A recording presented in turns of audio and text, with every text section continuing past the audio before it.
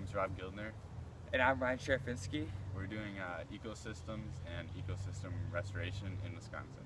And what we're focusing on is how the ecosystems in Wisconsin, although they're getting better and being more protected, are still suffering the effects of invasive species and the subsequent loss of biodiversity because of it. Hi, this is Ryan Sharafinsky, and we are at the Rock Ski Resort and mountain bike park. And a little known fact about this, it's in Franklin, Wisconsin, and it's actually built on a reclaimed landfill. So since then, it has been obviously forested, and it's now a huge resort for Franklin. It brings a lot of jobs, a lot of new opportunities to have recreation during the summer. And before then, there was only a few square miles of forest around that was protected.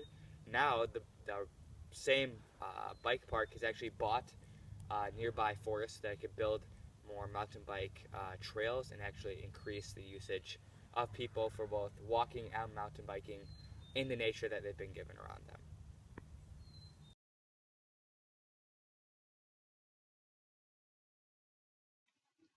Wisconsin has a mixed history with conservation issues.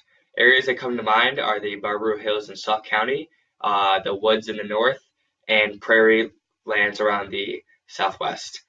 So obviously, those places have problems with keeping them intact. A law that comes to mind is AB 603. It was just introduced to Congress in 2015, and it's a law that states that shoreline businesses can decrease their standards for water and thermal pollution. So areas like Racine will be the most affected by this law since they rely heavily on recreation and fishing as an industry. But other industries such as machinery or smelting will greatly benefit from this so that they can reduce costs and, of course, increase their income. So it's not just a bad law. It also helps some local businesses and may even help the workers and the economy in the short term. But as we know, hurting the environment will always have a larger payback than what we get short term. Conservation in other parts of the world are also a big issue. For example, the Ivory Coast has just recently diminished their rainforest from 30 million acres to 10 million acres. And 90% of this timber actually went to Europe, not Ivory Coast itself. After effects of that are not only loss of habitat for species that are native to that region, but also there's been increasing droughts due to less water being captured and stored in the rainforest.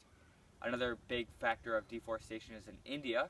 They actually use a lot of timber, obviously because of a huge booming human population, and now they're facing more and more prevalent floods. This not only floods houses and other people, sometimes causing deaths, but also floods the habitat around that and actually destroying it. And the last one is actually in Sri Lanka. Their whole country is almost built entirely on coral, and inside their soil it's sort of coral based. And now the removal of coral around there to increase lime production is actually decreasing the stability of the soil around them.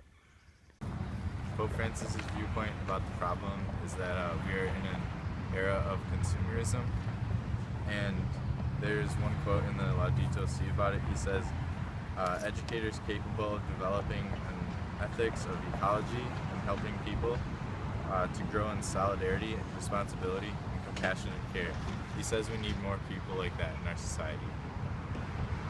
Pope Francis says we can address this problem by educating our children and ourselves, and that can help make the earth a more valuable place to live. And someone else who says something about this issue is Pope John Paul II. It's from a USCCB document. He says, "We cannot interfere in one area of the ecosystem without paying due attention to both the consequences of such interference in other areas and to the well-being of future generations."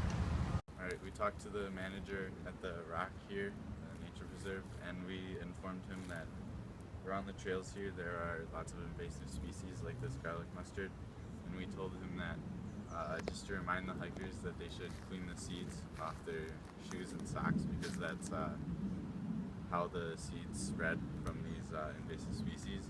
And if you want to help out the community by yourself, you can pick the invasive species yourself. Just make sure you get the roots. So obviously, when removing invasive species, you have to remember that garlic mustard isn't just the only invasive species. And without your help, garlic mustard would cover this entire ground floor.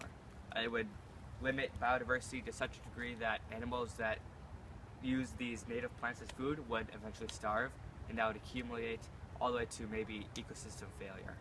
So just remember that it isn't just garlic mustard, and it isn't just a single community. A lot of communities are affected by this, if not all of them, in Wisconsin. And without your help, your ecosystem around you may actually fail, and then you'll lose out on all the benefits of having a great, natural, beautiful-looking forest around you. Some recent recent quotes from the Pope and recent scientific studies. We've learned from this video that although Wisconsin is a leading state in conservation and trying to preserve ecosystems, the ecosystem is becoming weak, and without help from the community, we're gonna lose our ecosystems and all the services that they provide for us.